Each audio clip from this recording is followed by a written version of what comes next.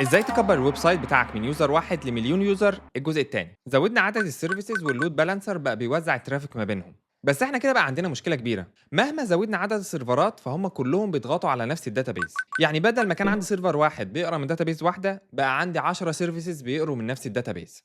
طب نعمل ايه؟ اول حل هيجي في بالك هو الكاشنج، يعني مش كل ريكوست لازم يروح يقرا من الداتابيز. البيانات اللي الناس بتطلبها كتير بحطها في الميموري ودي بتبقى اسرع كتير من الداتابيز. يعني فرضا لو عندنا صفحه منتجات فاول ريكوست هيروح يجيب المنتجات دي من الداتابيز، وبعد كده كل الريكوستات اللي بعده هيجيبها من الكاش. طيب لو الضغط لسه موجود ساعتها هنفصل القراءه عن الكتابه، ودي حاجه اسمها ريد ريبليكاس. يعني بيبقى عندي داتابيز اساسيه دي اللي بنكتب فيها، وعندي داتابيز تانية دي اللي بقرا منها. فالضغط بيتوزع بدل ما هو كله شغال على داتابيز واحده. بس حتى ده مش نهايه القصه، لان لسه حتى الان عندي داتابيز واحده هي اللي بكتب فيها، ولما الداتا تكبر قوي هحتاج عمليه تانية خالص اسمها شريدنج، ودي بصراحه عمليه معقده ومحتاجه حلقات لوحدها. كلود، ازاي اعمل شريدنج للداتابيز بتاعتي في البيت من غير روت؟